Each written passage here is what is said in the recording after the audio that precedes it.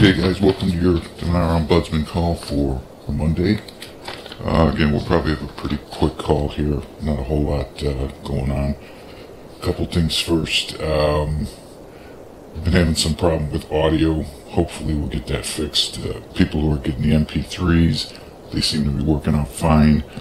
But when they're transferring over to MP4s, put them onto YouTube, getting a lot of feedback and distortion and tinny sound effects to it, so we'll get it worked out. Again guys, be sure to subscribe to the YouTube channel, because once all the calls are private, you'll have to be a subscriber to see the videos. It's just a YouTube subscription, no fees or anything. We don't do that, so just a matter of, clicking the bell notification, and it'll let you know when we have a call ready to go. And those are a couple times a week usually, depending on the news. Did a short call this weekend just because we promised to, but there wasn't a whole lot of anything because the Parliament again didn't do anything. They met again today, did pretty much nothing. We'll get to that though. First of all, I want to put a shout out to a group called the IQDcalls.com. They're listing our calls on their website. And before anybody gets too excited, nothing's going to change on our end. We're not going into any kind of pay situation or anything. You're still going to get the straightforward and honest, no BS that we've always given you. So nothing to worry about. Just a place for more eyes and ears on the info that we bring. But other than that, nothing will change, guys. It'll be the same call that we've been doing. And we did check them out before we agreed to go on the site, so they seem like a pretty upstanding situation there. Just a listing of all the calls, and they're doing their part to help get info out, so we're glad to be a part of something like that. So we got a call early this morning. Parliament met, didn't get anything done. Believe they read a couple minor laws, nothing to do with what we're looking for. Especially the financial administration law, which we'd like to see that in place as soon as possible. They've been putting that off, kicking that one down the road for a while. Something we believe, whether they need it or not, we don't know. But it's one of those that has to do with anything to do with the currency, monetary policy. We keep an eye on that stuff. As far as the ministers, nothing. They didn't even discuss it from what we understand. They talked about possibly getting them done by Wednesday, or on Wednesday's session, I should say. I haven't seen that in writing yet, but that's the word we got. So we'll just have to see how that plays out. And we're not talking about these minor ministries, guys, like the education and things like that. We don't care about those. The two that we're looking for is the Minister of Defense and the Minister of Interior. Okay. Minister of Interior obviously has to do with all the inner workings inside the country. The Minister of Defense obviously has to do with the military, so you can see the importance of both of those ministers. You got one faction that wants a guy that's got a lot of ties to Iran, and obviously the other faction saying we won't even budge on that guy. So that's the standstill there. That's what they're that's the hump they can't get over right now. So we'll just keep an eye on that and see how it comes together. Rick's actually had an idea of doing a specialty call when we have these slow news days, taking one subject and focusing on that. Well, we've done it a few times. I'd like to do one regarding the deletion of the zeros, the whole process of that. Eventually we'll probably get around to that. I'm not sure exactly when, because there's a lot of anxiety over that. People just don't understand that. They don't understand that that's what we're waiting for. You could see 5,000 articles come out of Iraq talking about monetary policy, talking about currency, and maybe one or two even use the term revaluation. Okay, they don't talk like that. They talk about the deletion of the zeros, and they understand how that will get them the purchasing power that they need. So Maybe toward the end of this week, if it's going to be another slow news week, we'll get around to doing that. Just to kind of calm some of it. There's so much anxiety out there, guys. So much tension. It's palpable. Some of the emails we got over the weekend were just, and I appreciate the emails, guys. I'm not saying you shouldn't send them, but if you're going to go listen to these other calls and read these other gurus, take it with a grain of salt. Bring it back to us. That's the reason we started these whole calls. Let's dig down and see, because there are some people out there who give some good information. Just like I don't name names of who's giving the bad information, I'm not going to name the names of the people who are giving the good information, because as soon as I do that, they're going to throw something out there that's off the wall and make me look like an idiot. So I'm not going to do that. I know you guys appreciate when we do the answering the emails. It seems to set a lot of your minds at ease. So we'll continue to do that, and that's our forte. That's what we like to do, is meet it out and separate the wheat from the chaff and the truth from the fiction, which there seems to be a lot of lately. One of the big concerns you guys had this weekend, it seems like, had to do with Donald Trump coming out and saying he wants more QE, quantitative easing, which is basically printing money. Maybe not in a literal sense, it's digital, but either way, it's an infusion of money into the system. Okay, I'm not too concerned about that. I see why he's doing it. You have the market that's really on shaky ground. You have an economy that's on shaky ground. Even though the employment numbers look good, the economy itself, the foundation, is on shaky ground. So what he's doing, he's being a little proactive and trying to make sure that if any kind of fall, it's going to be a soft landing, or try to avoid a fall at all. But that's why he's doing it. Okay. And, that should be more proof to you guys that, talking about the asset-backed currency, at this point, anybody with a reasonable mind and being honest would tell you that this is pretty much proof that we are not asset-backed by any sense of the word, and it doesn't look like it's in play for now or in the near future. Because if you have an asset-backed currency, the whole point of it is you can't just print money on a whim. You can't print it out of thin air. You would need assets to back it up, right? I mean, whatever the asset is, whether it's precious metals, gold, every country has different assets. But I mean, you can't really deny that this is pretty much proof that we are not asset-backed, no matter what anybody tells you. There's no TRN in Europe being traded. I mean, think about it. If that was the case, we would have seen it by now. In this day and age, with everybody having at least one phone with a camera, you would see something called a Treasury Reserve note. And I'm not talking about the notes, the Treasury notes, the investment vehicles. I'm talking about the bills that these gurus are talking about, that telling people that they're already out in the banks and they're already using them in Europe. This is, I mean, I don't know how you could look at this and say that with a straight face. But if there's gurus out there that are doing it, so nothing surprises me anymore. But you shouldn't look at that as bad news just because he wants QE, okay? I'm sure we'd all be happy to have an RV and go exchange and make a nice profit on this and get fiat dollars, and we'd all be fine with it. So bottom line, QE, not good, bad, here or there for what we're looking for. The next one is about prosperity packages. We've had a few people asking about that. Do they exist? What are they?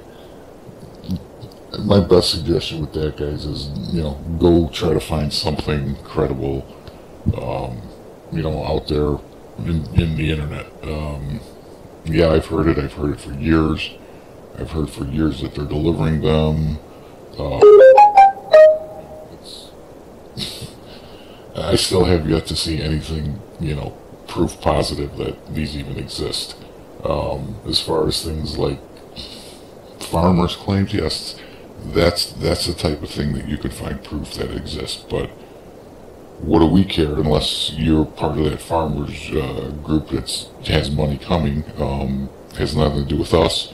Certainly has nothing to do with Iraq's monetary policy, right? I mean, that's a big stretch. So all ties in with this, asset-backed global currency reset, and it's up to every individual whether what they believe in at what you could find definitively.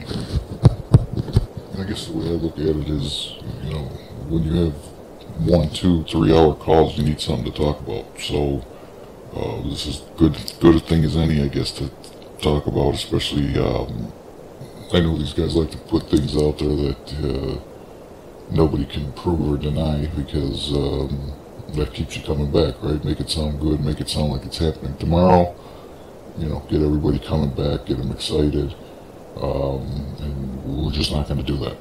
If there's nothing good to talk about, we'll come on and tell you there's nothing good to talk about. It seems like today is one of those days. I know there's stuff out there about them meeting for a session into the WTO, which is good. It's good progress. But if you understand the process of that, every country negotiates their own deal with the WTO. And it takes years to do, literally years of negotiations and back and forth. So we're not waiting on that. Would it be good to see? Yeah, because it proves progress for the country. And that's, ultimately what we want is to see them move forward as a country. And, if they're moving backwards, we can't expect them to have a currency with any value. It's just not going to happen. So,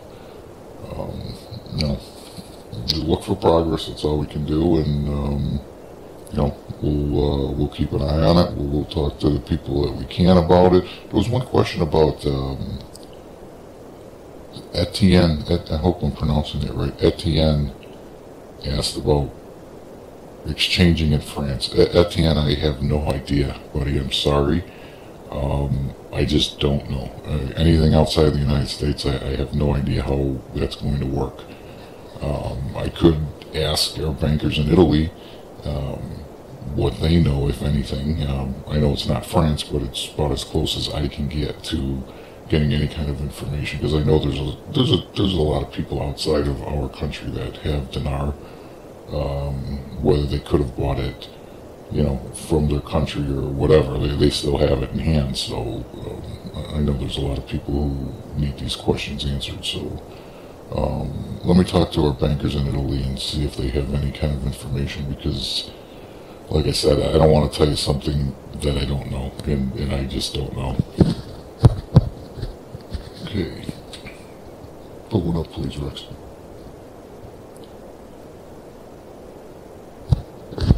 Thousands of exchange centers. Have we heard that thousands of exchange centers are manned and ready to go?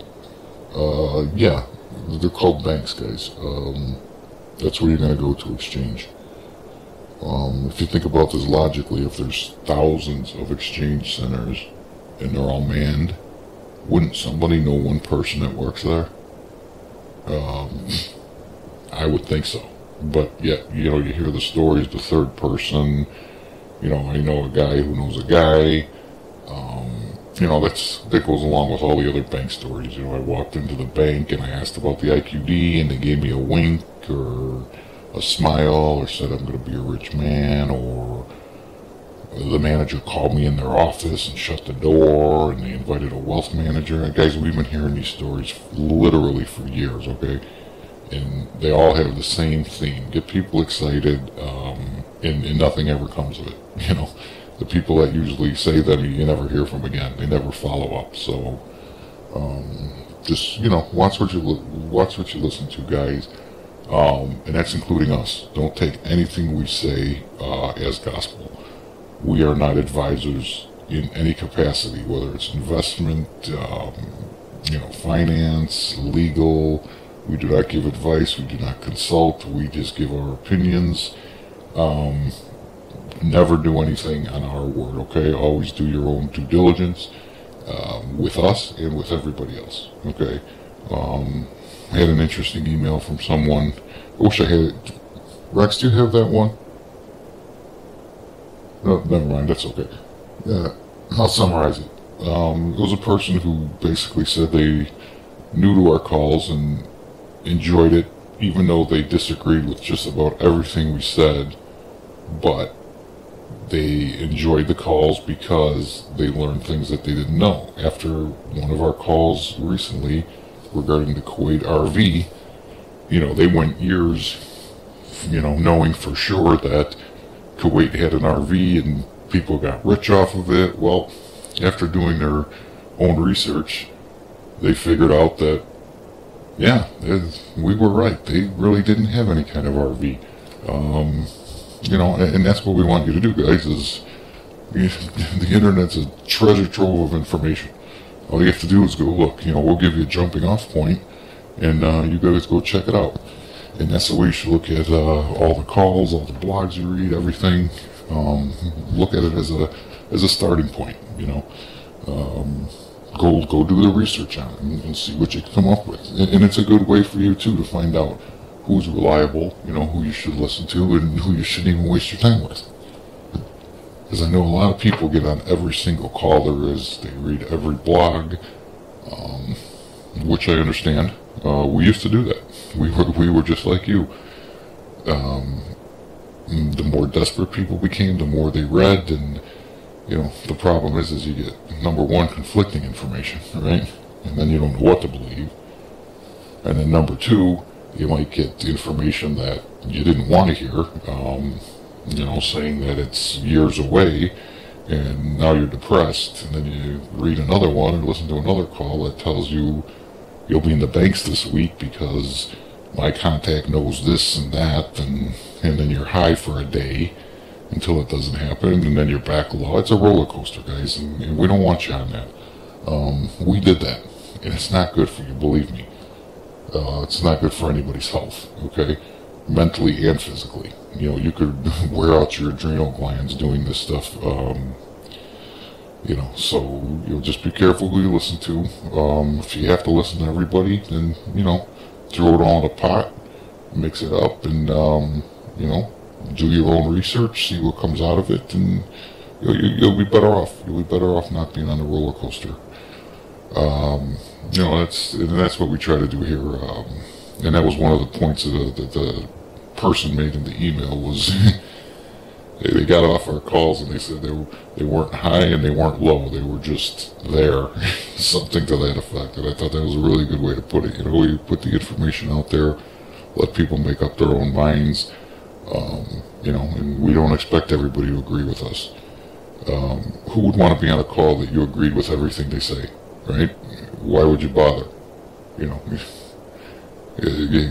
talking to anybody. If we both agree on everything, one of us is unnecessary, right? So that's the way you got to look at it, guys. I got a couple more questions. I think I'm going to save these, though. Just in case we have a slow news week, at least we'll have something to touch base with you guys. So don't forget to go to your YouTube link in your email. Subscribe. It's very easy. It doesn't cost anything.